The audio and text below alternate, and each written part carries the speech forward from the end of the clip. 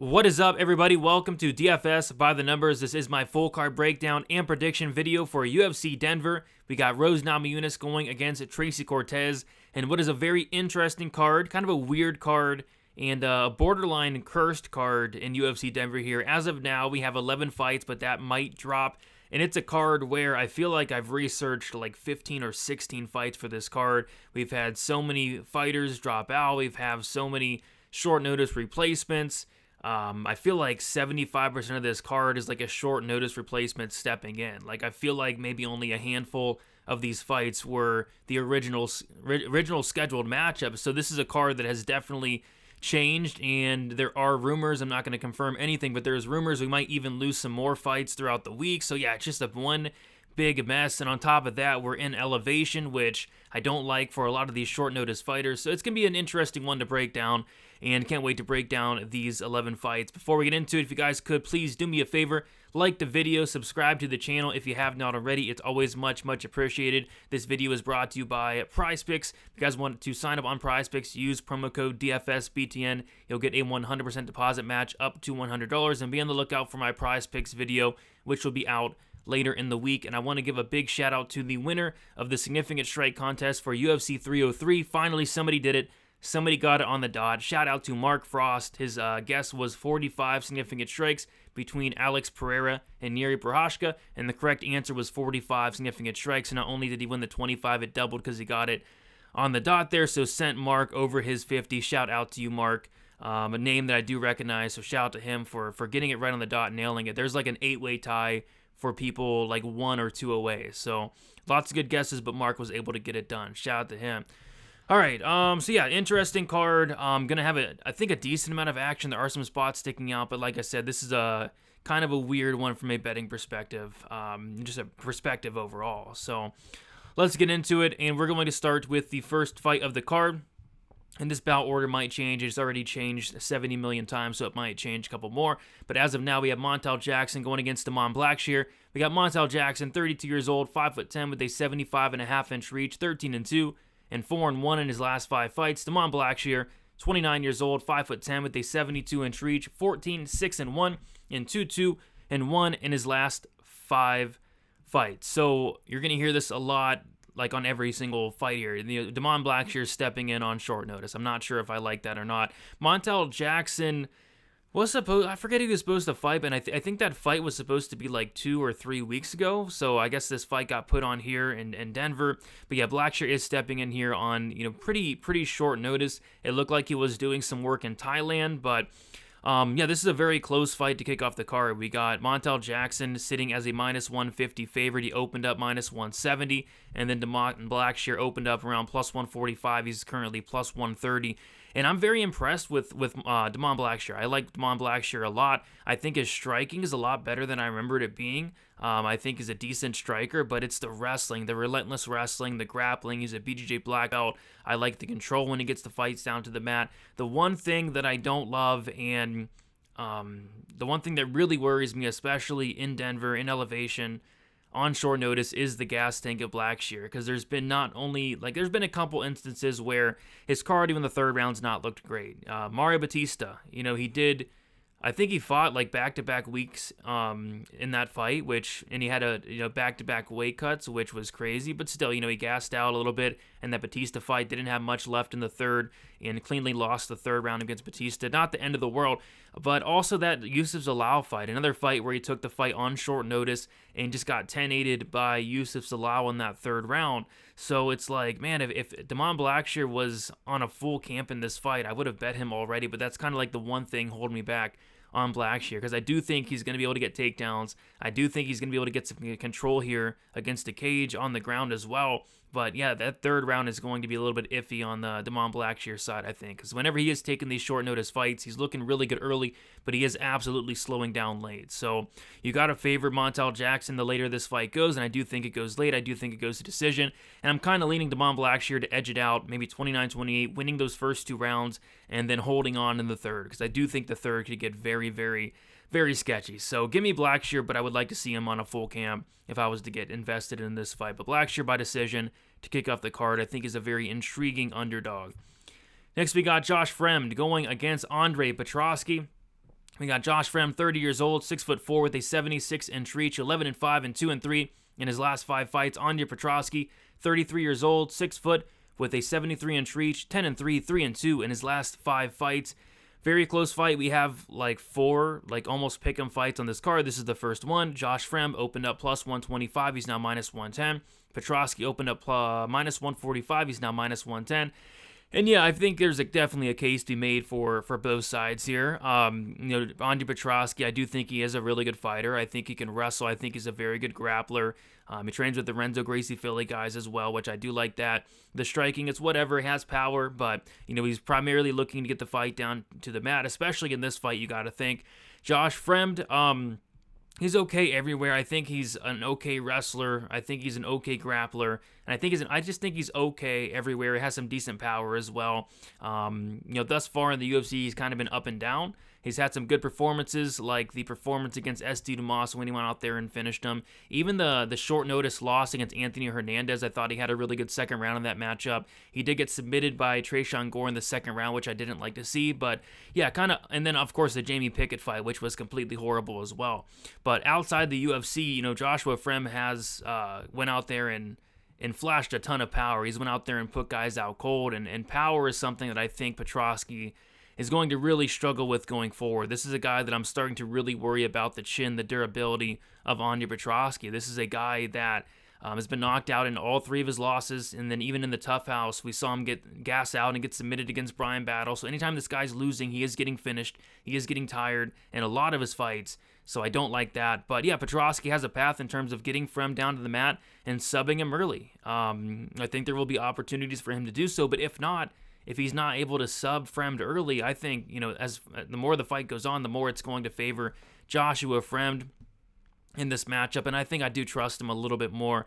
I like Fremd here. I think he's going to be able to survive the grappling exchanges. Like I said, I don't like that he got subbed by Gore. I think that was a bad look, but hey, he was able to survive against Anthony Fluffy Hernandez for 15 minutes. I think that was very impressive, and if he's able to survive like the first round and a half here, I think he's going to be the much fresher fighter. I think he has the power to knock out Petroski. I think anybody does at this point, considering what we saw Malkoun do to him. So yeah, give me Josh Fremd to win this fight by second round knockout. Moving on, we got Luana Santos going against Maria Agapova. We got Luana Santos, 24 years old, 5'6", with a 67-inch reach, 7-1 and 4-1 in her last 5 fights. Maria Agapova, 27 years old, 5'6", with a 68.5-inch reach, 10-4 and 2-3 in her last 5 fights. So this is a fight that may or may not happen. We'll see. I've heard some things behind the scenes, but we'll see. Anyway, Luana Santos is believe it or not, Luana Santos is the biggest favorite on the entire card. She opened up minus 375. She's currently minus 385. Maria Agapova opened up plus 310. She's currently plus 320. So there's a lot of narrative in this fight, but there's also Maria Agapova is terrible on the ground, so there's that. But let's talk about the narrative side of things first. Maria Agapova, I have no clue where she's training. She's gotten kicked out of multiple gyms. She's kind of, she is a head case. She seems like a head case. Apparently she was like homeless recently or whatever. So I'm just not sure where Maria Agapova's head's at. So there's that whole narrative of what the heck is going on with Maria Agapova. And then on top of that, it's once the fight hits the mat, Agapova just has absolutely nothing. So on the feet, Agapova does have good striking. Her takedown defense is not like awful, but it's also not good. We saw her get taken down in pretty much every fight. Dobson took her down a couple times. That shouldn't be happening. Marina Moroz took her down a couple times. That really shouldn't be happening. And Luana Santos is a good judo player. She's BJJ black belt, I believe. So I just see Luana Santos getting this fight down to the mat at some point. And then once the fight's on the mat, although Agapova may or may not be improving, I haven't really seen it. But you've got to imagine that's kind of what she's working on. If she's even at a gym, I don't know. Is she even training at this point? I don't know. I think this line's obviously really wide. It's crazy seeing Luana Santos as the biggest favorite on the card, but at the same time, it's like maybe Agapova shouldn't even be here at this point. So, give me Luana Santos. Luana Santos second round submission in a very, very weird fight that again may or may not take place Saturday. Moving on to a very good fight here. We got Joshua Van going against Charles Johnson. We got Joshua Van, 22 years old, 5'5" with a 65-inch reach, 10-1 and 5-0 in his last 5 fights. Charles Johnson, 33 years old, 5'9" with a 70-inch reach, 15-6 and 2-3 in his last 5 fights. Joshua Van opened up minus 275, currently minus 205. Charles Johnson opened up plus 235, currently plus 175.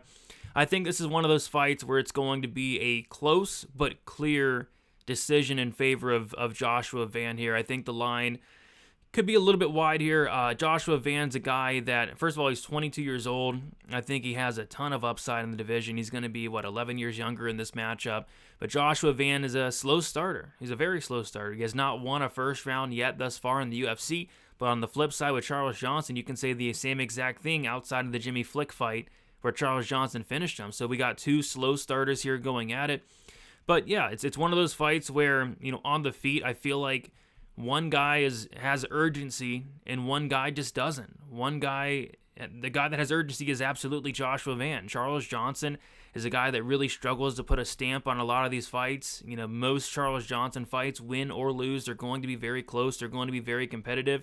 And he's one of those guys where you just want to see him do a little bit more. You want to see him be a little more urgent or have a little bit more urgency in there. And the same thing cannot be said for Joshua Van. Joshua Van gets better and better as the fight goes on. I think Joshua Van's going to be landing the harder shots. I love the way he mixes it up to the body as well. And again, the urgency. I think the urgency is big here. So, yeah, give me Joshua Van. Feel like it could be close, could be competitive, but give me the guy that's going to hit hard and do a little bit more across 15 minutes. Joshua Van by decision. Next, we have another short notice fight here. We got Fatima Klein going against Jasmine Jasudavicius. We got Klein, 23 years old, 5'6" with a 67.5-inch reach, 6-0 and 5-0 in her last 5 fights. Jasmine Jasudavicius, 35 years old, 5'7" with a 68-inch reach, 10-3 and 3-2 in her last 5 fights. Let's see, we got Klein opened up plus 210 as a plus 210 underdog. She's now minus 125 favorite. Jasmine Jasudavicius opened up minus 250. She's currently plus 105. So yeah, Klein, I have heard of her before. I think I've watched her before and went and watched her again. And yeah, I'm very impressed with Klein. I think there's a reason that money poured in on her with that big plus 210 opener, right? There are some things going against her here. She has taken this fight at short notice. She has taken this fight up a weight class. I believe she has fought at flyweight in the past, but she's talked about after this fight, she is going to go back down to strawweight. So, yeah, she's coming up here against somebody who is big in Jasmine. Jasmine's big. Jasmine's very physically strong, and I think that's really her 2 best attributes, Jasmine. She's big, she's strong, she's tough. But looking at this fight, it's like skill for skill. There's no doubt in my mind who the more skilled fighter is by a mile. It's Fatima Klein. Klein is very good. She's very well-rounded. Her base is grappling. She's a very good grappler, but I was watching her fights and like, dang, she's a good striker as well, a very good striker. And Jasmine certainly struggles on the feet. Jasmine's a walking punching bag. She's tough, but she's going to eat a lot more than she's dishing out. So it's like, man, I could see a scenario where Jasmine uses her size and kind of bullies Klein against the cage, maybe takes her down, but I think Klein's better everywhere. I think Klein's the better striker. I think Klein's going to be better on the ground as well. So it's kind of a weird fight where it's like laying minus 125 on somebody up a weight class on short notice in elevation. I don't love it. If you got in on the plus 210, you absolutely did your job. I know some people that got in on that. This is a fight I'm going to be passing on, but I'm going to pick the more skilled fighter here. I've never, ever been high on Jasmine. I think she's big, but I think Klein's skilled. I think Klein has a ton of upside at strawweight. So it's an interesting test here, but give me Klein to win a decision, and it's probably close as well. It's probably a close decision in this one. Next, we got a exciting fight here. We got Abdulrazak Alissov going against Cody Brundage. We got Alissov, 38 years old, 5'10" with a 73-inch reach, 12-6 and 2-3 in his last 5 fights. Cody Brundage, 30 years old, 6 foot with a 72-inch reach, 10-6 and 2-3 in his last 5 fights. Alissov opened up minus 205. He's currently minus 245. Cody Brundage opened up plus 175. He's currently a plus 125 underdog. Very intriguing fight here. Abdulrazak Alhassan has 12 wins. All 12 of them come within the first 6 minutes of a fight. 11 of them come within the first 5 minutes. Cody Brundage, this is a guy that has not won a fight in the UFC after the first round. I expect this fight to be an absolute banger for as long as it lasts, and I like Alhassan here. I mean, when you're trying to think of a path to victory for Brundage, this is what probably most people are thinking. Brundage is going to take down Alhassan. Brundage is going to control Alhassan and either maybe tap him out or win a decision. But it's like, when have we ever seen Cody Brundage do that? When have we ever seen Cody Brundage take somebody down, control him, win minutes? The answer to that is just never. Never, ever. Like, you're looking at his wins in the UFC. Zachary, slam knockout. Jacob Malkoun, disqualification, win. Tresean Gorey knocked him out in the first round. And then Dalcha, come from behind, win in the first round, guillotine. It's like, when has Cody Brundage ever taken somebody down, controlled him, won minutes, had good position on? Never. It's never happened, and I'm not sure it's going to happen here against a guy that's as physically strong as Abdulrazak Alhassan. It's like, Alhassan's takedown defense is not terrible whatsoever, and I think that Cody, could he take him down? Yes. Is he going to hold him down? I really don't think so. So I think it's going to primarily play out on the feet, and when it does, like, both guys hit hard, but Alhassan hits hard, very hard. So I like Alhassan here. I think he's going to be the tougher guy. I think he's much more durable. I think he even has the better cardio, and that may be a hot take, but I really think he does. I think if this fight gets extended, it favors Alhassan, believe it or not. So, yeah, give me Abdulrazak Alhassan. But Cody's one of those guys that always seems to find a way. His wins are weird. The Jacob Malkoun DQ win in a fight that he was looking awful in. The Zach Reese win was a slam knockout.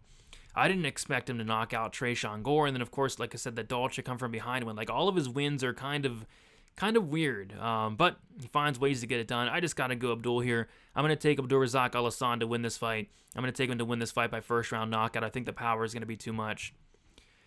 Moving on, we got Christian Rodriguez going against Julian Arosa. We got Rodriguez, 26 years old, 5'7", with a 71-inch reach, 11-1, 4-1 in his last 5 fights. Julian Arosa, 34 years old, 6'1", with a 74.5-inch reach, 29-11, and 3-2 in his last 5 fights. This is one where it's like Rodriguez opened up a bigger favorite, like minus 325, and he's currently minus 200. And Arosa opened up plus 275. He's currently plus 170, and it's like, you see the line, and it's like, man, maybe this fight should be closer, but it's like, oh gosh, Julian Arosa's chin just might be complete dust. It is the worst chin in the division. Absolutely. Julian Arosa has absolutely the worst chin in the division. Does he have the worst chin in the UFC? It's up there. I'll say he has top 5 worst chins in the UFC currently. One Julian Arosa. This guy's been knocked out 7 times. He's been dropped 1,000,000 times in the UFC. So, and then you look at Christian Rodriguez, and it's like, this guy's not finished anybody in the UFC yet. He's not finished anyone. But actually, they finished Joshua Williams, but that doesn't count. That guy had blue hair. But he's not knocking anybody out, and I don't think he's submitting Julian Arosa. But I do think, although Rodriguez does not have much power, I think he can knock out Arosa. I think a gust of wind can probably knock out Arosa at this point.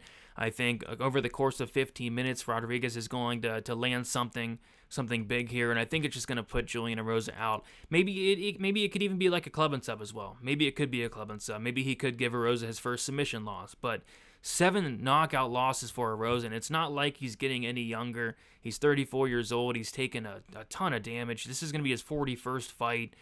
He's getting hurt in every single fight. He's getting knocked out. Give me the younger guy in Christian Rodriguez to land a big shot and knock this guy out at some point in the fight. If this fight does go the full 15 minutes, like, it's a close fight, I think. I think Arosa is going to be the much bigger guy. He's the more natural featherweight for sure. He's going to have a big height advantage, a big reach advantage. Probably a big volume advantage as well. It's just the durability is on 0 at this point for Arosa. So I'm taking Rodriguez, and my hot take is he knocks out. And maybe it's not even a hot take because Arosa's durability is so terrible, but I'm taking Rodriguez to knock out Arosa in the second round. Next, we have Gabriel Bonfim going against Ange Lusa. We got Bonfim, 26 years old, 6'1", with a 72.5-inch reach, 15-1 and 4-1 in his last 5 fights. Ange Lusa, 30 years old, 5'10", with a 74-inch reach, 10-3 and 3-1, and 1 no contest in his last 5 fights. Weird fight here. It's a guy in Bonfim who thus far in the UFC has shown to be first round or bust. Outside the UFC, he does have a couple finishes in the second round, maybe 1 or 2 in the third round as well, but primarily in the UFC, he's going out there and starching these guys in the first round. And what's interesting about that is he's taking on Angelusa, who the one thing that Angelusa is known for is the durability. So if Bonfim is not able to finish Angelusa within the first 7.5 minutes, I think this fight gets extremely, extremely interesting. I thought Angelusa looked awful in his last fight against Brian Battle. I thought he was on his way to getting broken and finishing that fight.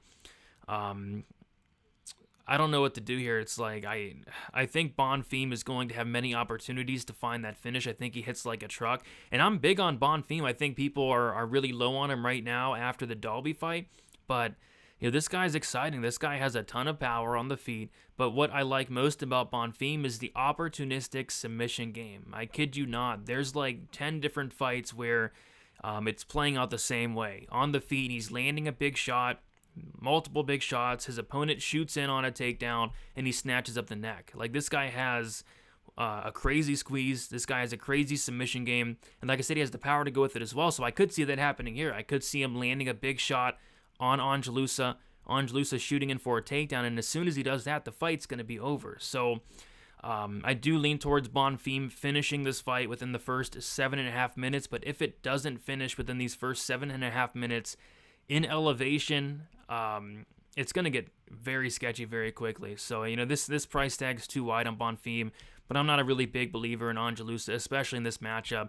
Give me Bonfim to get back on track and finish Angelusa in the very first round by submission. Moving on, we got Drew Dober going against Gene Silva. We got Drew Dober, 35 years old, 5'8", with a 70-inch reach, 27-13, 3-2 in his last 5 fights. Gene Silva, 27 years old, 5'7", with a 69-inch reach, 13-2, and then 5-0 in his last 5 fights. Dober opened up -160. He's currently -110. Silva opened up +140. He's currently -110. This is a fight I'm going to be staying away from a betting perspective, but as a fan, this is my favorite fight on the card. I think it's an absolute banger. I think there's a good possibility that somebody's getting served in this one. And in terms of picking a winner, I think it's tough because Gene Silva obviously just fought at UFC 303, had a very good performance, being the first one to knock out Charles Jourdain. And that performance was probably one of the best performances outside of like the Alex Pereira fight. And even Jillian Robertson did really good, had a really good performance against Watterson. But that was a very impressive performance because he went out there and beat the brakes off of Jourdain. He dropped Jourdain in the first round, and it looked like Jourdain was terrified in there of Gene Silva. Like, Jourdain didn't want to get hit. Jourdain all of a sudden turned into a wrestler. I think Gene Silva has real power, and he's going against Drew Dober, who, typically a very durable guy, but he's one of those guys where he has taken a ton of damage. This is going to be his 41st fight in his career. He has been knocked out recently against Matt Frivola, which I never thought there would be a day where Dober did get knocked out, but it happened, it came, and he has been getting hurt a lot more recently. So I think these two are going to stand and bang, and at this point of their careers, I think Gene Silva is probably the more durable fighter. Gene Silva's 15 fights, never been knocked out. I've never even seen the guy hurt, whereas Dober, he's getting hurt a lot more. He's getting knocked out by guys like Matt Frivola. So I don't know. Another one of these pick'em fights. I'm going to take Gene Silva to win this one. I'm going to take him to knock out Drew Dober. Drew Dober's just so hittable. I was going back and watching some of his past fights. Like, he has no striking defense whatsoever, and if he doesn't have the chin to back it up at this point of his career, he is probably getting knocked out here. But I hate this fight from a betting perspective. I really do, because there are a lot of things going against Silva. Another weight cut. I know it's at lightweight, but another weight cut, short notice, in elevation. Dober's going to have the better cardio. Dober has fought the better competition. So there's a case to make for both sides. That's why I had to pick him. But I'll take Gene Silva to win this fight by first round knockout. Moving on, we got Santiago Ponzinibbio going against Muslim Salikhov. We got Ponzinibbio, 37 years old, 6 foot with a 73-inch reach, 29-7 and 2-3 in his last 5 fights. Muslim Salikhov, 40 years old, 5'11" with a 70-inch reach, 19-5 and 2-3. in his last 5 fights. Battle of the, no offense, battle of the washed fighters. I think both these guys are definitely towards the end of their careers. Santiago Ponzinibbio, 37 years old. He has looked rough lately. I know it was against Kevin Holland, but had nothing. Nothing for Kevin Holland. It wasn't announced competitive, and Holland knocks him out in the 3rd round, and Holland, I think, had a broken hand in that fight. The Alex Morono fight, a fight he won. Terrible look. He got hurt in every single round 1, 2, and 3. Alex Morono hurt this guy in every single round. Officially dropped him, I think, in like the 1st or 2nd, and then even Morono hurt him bad in the 3rd, and then Morono came after Ponzi, and Ponzi knocked out Morono. But yeah, that was a horrible look. Lost to Michel Pereira before that, Jeff Neal before that. This is a guy that is 2-4 in his last 5 fights. And the Morono one, if that one did go like another 2.5 minutes, he might have lost that one as well. So, yeah, I think Ponzi's definitely towards the end of his career. Muslim Salikhov is a guy that I've never been high on. I think I've maybe picked Muslim Salikhov to win 1 fight ever in the UFC, and it was against Andre Fiallo. Outside of that, I'm always picking against Muslim Salikhov, and the reason being is he has no volume, 0 volume. He has no cardio, 0 cardio. We're in elevation, so what's this guy doing here? In elevation with no cardio. He has about a round in him, I think, here. So, yeah, no volume, no cardio, no ground game. I've been always waiting for somebody to attack the ground game against this guy, but it's not really happened. So, yeah, if he doesn't knock out Ponzinibbio early, it's going to get very bad very quickly. But I just think Ponzi might be so shot that Salikhov could knock him out. I think somebody's probably getting knocked out here. I can't. I struggle to see how Ponzi is -2. I feel like this should be a pick 'em. I feel like both guys are done. Both guys are on their way out. I'm going to take Salikhov here to win this fight by early knockout. But yeah, it's an interesting one. Give me Salikhov, 1st round knockout to knock out the Ponzinibbio here in the 1st round. What a fight. I can't believe that's the co-main event. Moving on to the main event, Rose Namajunas going against Tracy Cortez. I did do a main event breakdown if you guys want to check that out. Talked about it from a betting perspective and all that. But we got Rose, 32 years old, 5'5" with a 65-inch reach, 12-6 and 3-2 in her last 5 fights. Cortez, 30 years old, 5'5" with a 65.5-inch reach, 11-1 and 5-0 in her last 5 fights. What do we got here for the so it opened up a pick on -110. Rose is now -210. Cortez is now +180 here. So this was the first fight I researched last week because I saw Cortez was a pretty big underdog, and I was getting ready to probably better, honestly. And then there was like confusion. Like some people were saying it was a 5-round fight. Some people were saying it was a 3-round fight. So if it was a 3-round fight, I would have probably bet Cortez. But it being 5 rounds, that really changes a lot for me. Because it being a 3-round fight, I think if it's a 3-round fight, I think it's very close. I think it probably can go either way. And I could see a scenario where Cortez is able to edge out 2 out of those 3 rounds using her size, getting takedowns, getting control. Maybe. But the fact that it's 5 rounds, I think it absolutely heavily favors Rose Namajunas. Cortez is taking this fight on short notice, but she was preparing for a fight. She was supposed to fight Miranda Maverick next week, but this is different circumstances for sure. She was supposed to fight at the Apex. Now she's fighting in front of a crowd in Denver in elevation. She was going to be fighting in a 3-round fight. Now she's going to be fighting in a 5-round fight. You know, Rose has been training here. She has been training in elevation. She's ready. She's prepared. Full camp here. Rose has multiple 5-round fights where this is going to be Tracy Cortez's first 5-round fight in the UFC. And it's like Rose, she can be taken down, but nobody's ever holding her down, ever.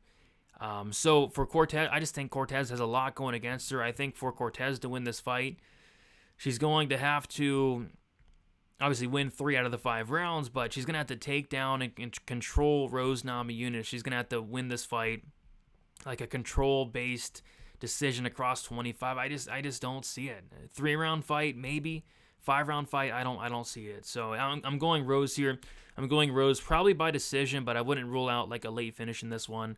But I'm going Rose by decision here. I think she gets it done. All right, there we have it. Sorry, guys, rushed through this one. I wanted to get out as quick as possible. This card is a mess. I have a feeling, well, I don't have a feeling. I think there's a good chance we lose a couple more of these fights in the very near future. I've heard some rumblings about a couple of these fights. It's a cursed card. It is seriously a cursed card, but yeah, some spots sticking out. If I place any bets, they'll be on dfsbythenumbers.com first, and then also I'll be doing my betting breakdown video as always Friday, Saturday, final thoughts video Friday, best bet Saturday as well. So yeah, lots of content coming for UFC Denver. Looking forward to this card. Should be interesting. I love these elevation cards. But yeah, guys, best of luck for UFC Denver. We'll talk to you soon. See you.